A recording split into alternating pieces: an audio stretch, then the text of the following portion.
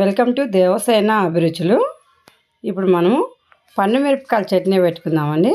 ఈ పండు మిరపకాయలు, ఉసిరికాయలు, చింతకాయలు ఇవన్నీ కూడా ఒక సీజన్లో మాత్రమే దొరుకుతాయండి. ఆ సీజన్లో తెచ్చి పెట్టుకోవాలి. మనం కావాలన్నప్పుడల్లా దొరకవండి ఇవి. ఎప్పుడు సీజన్లో దొరుకుతాయి అప్పుడు తెచ్చుకొని అది ప్రిపేర్ చేసి పెట్టేసుకున్నామంటే 1 ఇయర్ మనకు నిలువ ఉంటుందండి. పచ్చడి కచ్చపచ్చగా దంచి పెట్టేసుకుంటే 1 సంవత్సరం రోజులు ఉంటుంది. ఎప్పుడు కావాలంటే అప్పుడు చట్నీ చేసుకోవచ్చు మనం. ఇప్పుడు మనం పండుమిరపకాయలు చూడండి, మంచి ఫ్రెష్గా ఎంత బాగున్నాయి, అసలు చాలా బాగున్నాయండి. రెడ్ కలర్ పండుమిరపకాయలు దొరికాయి. అందులోని పొట్టిగా ఉన్నాయండి కాయలు కూడా. కాయలు సైజు చూడండి ఎట్లున్నాయో, పొడవు కాయలు కాదు పొట్టి కాయలు. కారం బాగుంటుంది అనేసి ఈ కాయలు తెచ్చానండి. గింజలుగా నిండుగా ఉన్నాయి. ఇవి చాలా కారం ఉంటుందని చెప్పారు మాకు, అందుకే ఇవి తెచ్చుకోండి. ఇవి తెచ్చుకొని నీట్గా కడిగి వేసి ఆరబెట్టుకొని ఇట్లా ఒక్కొక్క కాయని ఈ విధంగా తుడుచుకుంటూ తొడియాలు తీసుకోవాలండి మనం. ఎందుకంటే తడి అనేది ఉంటే పచ్చడి ఖరాబ్ అయిపోతుంది. ఖరాబ్ కాకుండా ఉండాలంటే మనం ఒక్కొక్క కాయని ఓపికగా ఈ విధంగా తుడుచుకుంటూ ఇలా ఒలుచుకొని పెట్టుకోవాలండి. అన్ని కాయలు కూడా ఒలిచేసుకోవాలి. చూడండి, ఈ విధంగా అన్ని తొడియాలు తీసి పెట్టేశాను. అసలు చూస్తుంటేనే కళ్ళకి ఎట్లా కొడుతుందో చూడండి, అంతా రెడ్గా ఉన్నాయి. దీంట్లోకి కేజీ పండుమిరపకాయలకి 150 గ్రామ్ చింతపండు, 150 గ్రామ్ సాల్ట్ వేసుకోవాలి. ఈ విధంగా రోట్లో వేసుకొని సాల్టు మిరపకాయలు రెండు కొంచెం కొంచెం వేసుకుంటూ దంచుకోవాలండి. మనం బాగా గట్టిగా ఉందండి, దంచుతుంటే కూడా గట్టిగా అనిపిస్తున్నాయి. కాయలు మంచిగా ఉన్నాయి. కాయలు మాత్రం చూడండి, ఈ విధంగా కచ్చా పచ్చాగా దంచి పెట్టుకోవాలి. మీరు రోట్లో వేసుకున్నా పర్వాలేదు, మిక్సీకి వేసుకున్నా పర్వాలేదు, మీ ఇష్టం వచ్చినట్టు వేసుకోవచ్చు. ఓపికంటే రోట్లో దంచుకోవచ్చు, లేదంటే మిక్సీకి వేసుకుంటే ఈ విధంగా వేసుకొని సాల్ట్ చూసుకొని సరిపోతే కొంచెం వేసానండి. ఈ విధంగా చింతపండు కూడా వేసేసి మొత్తం పండుమిరపకాయలు, సాల్టు, చింతపండు బాగా కలిసేటట్టు కలిపేసి, చింతపండు మిక్సీకి వేయాల్సిన అవసరం లేదండి. ఇప్పుడు ఇది ఊరబెట్టాలి మనం పండుమిరపకాయని.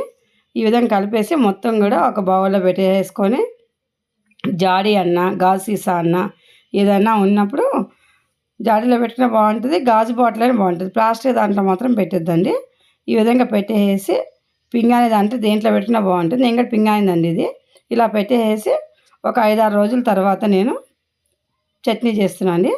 ముందుగా మనం మెంతులు ఒక 2 చెంచాలు మెంతులు, ఒక 2 చెంచాలు జీలకర్ర అన్నీ కూడా సన్న మంట మీద దోరగా వేపుకోవాలండి. మంచి సువాసన వచ్చే వరకు వేపుకుంటే మంచిగా ఎగితే చూడండి, ఈ విధంగా వేపుకోవాలి. ఇవి చల్లారేలోపు స్టవ్ మీద బాండెట్లో పెట్టుకుని ఆయిల్ వేసుకున్నామండి. ఇప్పుడు మనం మిక్సీ పట్టుకుందాము. మిక్సీ కూడా పట్టేసుకున్న తర్వాత ఎల్లిపాయలండి ఈ విధంగా ఒలుచుకొని ఎల్లిపాయలు కూడా మిక్సీలో వేసుకొని చూడండి, 5 రోజుల తర్వాత నేను పండుమిరపకాయ చట్నీ తీసాను. ఈ విధంగా మంచిగా నానిపోయింది. చింతపండు కనిపించట్లేదు చూడండి. ఇప్పుడు మనం ఈ తొక్కు కూడా మనం మిక్సీలో వేసుకొని చట్నీ చేసుకుంటున్నామండి. మీకు ఎప్పుడు ఎంత చేసుకోవాలంటే అంత చేసుకోవచ్చు, అంతా ఒకేసారి చేయొద్దండి, ఎందుకంటే స్మెల్ అనేది పోతుంది. మనకు కావాల్సినంత చేసుకొని ఫ్రెష్గా తింటే బాగుంటుంది. చూడండి, ఆయిల్ వేడెక్కిపోయింది. ఇప్పుడు మనం ఆవాలు, జీలకర్ర, ఎండుమిరపకాయలు, కరివేపాకు వేసేసుకుందామండి. ఎండుమిరపకాయలు కూడా కొంచెం వేసుకుంటే బాగుంటుంది. పసుపు ఒక 1/2 టీ స్పూన్ అంతా పసుపు వేసుకోండి. నేను ఒక చిన్న బాటిల్ చేసుకున్నా కాబట్టి కొంచెం వేసుకున్నా, మీరు ఎక్కువ చేసుకుంటే ఎక్కువ వేసుకోవచ్చు. ఇప్పుడు మనం చేసిన పండుమిరపకాయల చట్నీ ఇప్పుడు మొత్తం కూడా మిక్సీ పట్టేసుకున్నాం కాబట్టి ఇదంతా కూడా ఈ ఆయిల్లో వేసేసి బాగా కలిపేసుకోవాలండి. ఈ ఆయిల్ కూడా కొంచెం ఎక్కువ పడుతుంది పండుమిరపకాయలకి. మనం అప్పటికప్పుడు తింటున్నాం కాబట్టి అంత ఎక్కువ వేయాల్సిన అవసరం లేదండి. మామూలుగా 1 ఇయర్కి చట్నీ చేసి పెట్టేసుకునే వాళ్ళకైతే ఎక్కువ వేసుకోవాలి. మనం పండుమిరపకాయ కచ్చా పచ్చగా దంచి ఊరబెట్టుకున్నాం కాబట్టి ఎప్పుడు కావాలో అప్పుడు కొంచెం తీసుకుంటూ చట్నీ చేసుకుంటే చాలా బాగుంటుంది. అంతా ఒకసారి చేసుకోకుండా ఈ విధంగా గాజు బాటిల్లో పెట్టేసుకున్నారంటే చట్నీ చేసుకొని ఎన్ని రోజులు ఉన్నా కానీ ఖరాబ్ కాదండి చట్నీ అనేది.